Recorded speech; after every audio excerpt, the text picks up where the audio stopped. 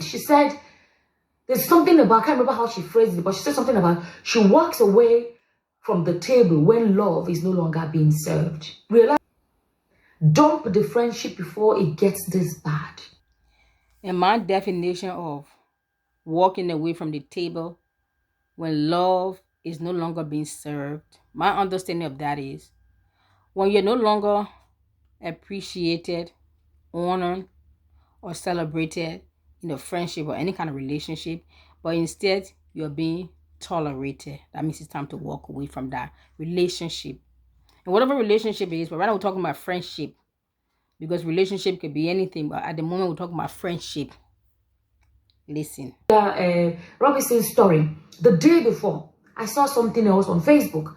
And it was still around friends. You know, I've told you guys, those people come out and say, the Lord told me, you know, and they act like they sat and they had a cup of tea with God or whatever. I don't say that. But when I come across the same kind of topic twice within few days, I feel like there's someone telling me, for those of us that believe in God, you know, I believe that it has to be God saying to me, okay, use your platform and address this topic. You know, this young lady, Shanquella, unfortunately, I believe she did not know when friendship was over. Yes. She did not know it. And it can happen to anyone. To you watching me, it can happen to me, it can happen to you, it can happen to any one of us. So this is the young lady Shanquella Robinson that has been in the news. For some of you who do not know the story, let me give you a little backdrop.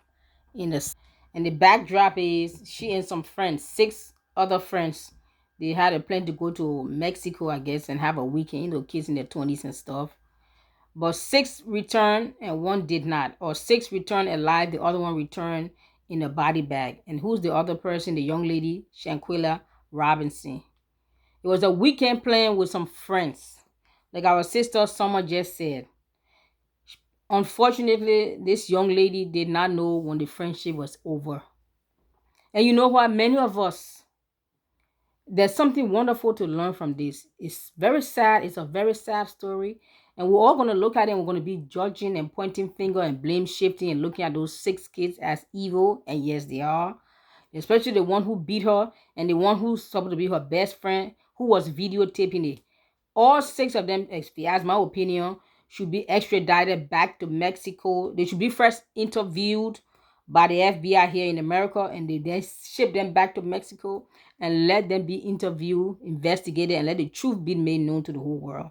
Why this beautiful soul had to lose her life. Now, put that aside. My issue is friendship. This is friends. These are people she's known for years. She didn't just know them yesterday on social. These are friends she's known for years. Some of them been to her house. They know her mother. Her mother knows them. So these are not strangers. And she died at the hands of her friends. They plotted and planned and executed to take her out over the weekend. What is the message we're going to learn from this? The unfortunate thing is she died. But there are friends out there that will butcher and slaughter your name and your character to other friends or to other people because of whatever reason, whatever hatred, anger, jealousy, whatever issue they have in their heart towards you. They will brutalize your character, your name, your integrity to other friends. Isn't it? We can sit here and point a finger that this young lady was thinking about her friends. But some of you, your friends did not physically kill you, but they have destroyed or they tried to poison other friends or other people's mind against you. How are you any better? You are just as worse, just as bad than like the friends of Shanquella Robinson who killed her. There are people out there. They may not physically kill you, but they will physically do everything they can in their power to destroy your name, your character, your integrity, even if they have contact with other friends that you know of or they know of, other mutual friends. They will do everything they can in their power to poison those friend or friends' mind against you, or turn you against your own friends, or turn your own friends against you. It's called character assassination. Unfortunately, this beautiful young lady did not know when friendship was over. And if you guys listen to the testimony, the stories of this young lady, how she was being brutalized and beaten to death, she was even asked, why don't you fight back? And she did not even lift a finger. You know why? Because I believe in that moment she was shocked. Something similar to that happened. She was shocked. that her own friend, because this is not a stranger, it will shock you. And sometimes shock can kind of freezes you or paralyze you. Like for a moment, you're thinking like, wait, hold up. Is this really happening to me? Like, who knows what she was processing in her head? Because these weren't stranger. If a stranger attack you, natural defense, you want to fight back. But somebody who you know and trust as friends, maybe even close like sisters, and they attack you like that, it will shock you. It take you shock for. You say, wait, hold up. In your mind, in your heart, in your emotion, trying to process it. So for that moment, you're kind of like frozen and shocked, in a state of shock that you can't even move. You can't even fight to defend yourself. And sometimes that happens also. I want to compare this to to being emotional at the same time. Meaning what? That people can attack your emotion, they can attack your character, your integrity, even try to destroy your friendship and other relationship. Other friends can do that. And that same thing, that same response, like that young lady, can also shock you, that you can sit back and say, well, hold up. Did I just hear them? It is sad. But I want us to look at it and I say, what kind of friends are those? You, the same people sitting there saying, what kind of friends can do that? But you guys have assassinated friends' character the same way. You have destroyed, you have come between friendship, between relationship. You have assassinated and ridiculed and destroyed other people's friendship, character, and integrity. You have tried your best to come between friends. You have tried your best to poison and turn a particular friend or a group of friends against another. But you're sitting here on social media and say, what kind of friends can do that? You see? Unfortunately, one leads to murder, the other one leads to assassination of your character. So before we point finger and blame shift, let's look within our own heart. Have any of us been guilty of slaughtering the character and integrity of someone else who will call our friends, or someone who look up to us as a friend? But she came there to act like she was here to sympathize, and people didn't know she was the one that did it. Let me tell you guys, when you see signs in a friendship, signs of jealousy, signs of unnecessary competition, but where it is a jealousy kind of competition, run. Sometimes the signs are there, but we ignore it. We'll be like, oh, that can never happen to me. Oh, that happened to Shanquella. Yes, what this sister is saying is correct. Many times the signs are there, and sometimes they're very subtle. Sometimes it's very overt in your face. And because sometimes we have a clean heart, you have a pure heart, we are so naive and innocent, we'll make excuses, we'll explain it away and say, oh, it can't be. We'll justify, just brush it up. Maybe it's a isolated event, maybe it's a one-off thing, we'll make excuses. When you find yourself making excuses for those kind of relationship and friends, it's dangerous. If care is not taken, you might end up like Sister Shanquella, or if your friends are not murderers, they might murder your character, your integrity, and assassinate your other friendships. In that case, you are still better off than Shanquella, because at least you are still alive to fight back and to rebuild your friendship or your character or your integrity, whatever they try to slaughter or assassinate. But what my sister here is saying is correct. When the signs are there, please don't explain it away. Don't justify it away. Don't overlook it. Don't brush it off like just something casual. No, those are signs. That's why they say when people show you who they are, please listen and please run for your life. Don't explain things away. My next point I want to make is, especially I want to add this with Christians, and especially Christians. For some reason, we find it very difficult to let some friendship and some relationship go, especially when it has run its course, it has served its purpose. You have learned the lesson you are supposed to learn from that friendship, and vice versa. We want to hold on to everybody as if we signed a blood covenant, as if we signed a till death do us part kind of covenant, to be in the friendship with everybody. And we think because if everybody is a Christian, so we have to be friends with every Christian. There's nowhere in the Bible is written. God did tell you, the only instruction he gave you, you must love all men. He didn't say everybody should be your friend. You can love somebody without them being your friends. How do I know? Simple now. If you walk down the street, you see a homeless person or a beggar or a single mother in the street, she asking for money or something. If you can bless her with money or bless her with her place to live temporarily until she get on her feet, that's love. But because you feed the homeless doesn't mean you're going to invite him to your house to be your friends, right? You love him. That's why you fed him. That's why you help him. That's why you donate to places and stuff, because of the love out of your heart. But because you love them, because you help them out through love, you're not going to go and make that person now your best friend. You see now? Christians will find it difficult to separate or differentiate loving somebody and being their friends. You can love people without them being your friends. Because what being friends mean, what? They're in your inner circle. They are your BFF. You open your life, open your heart, open your whatever. You open your whole self to them. Yes, that's what friendship means. You trust them with sometimes even with your very life.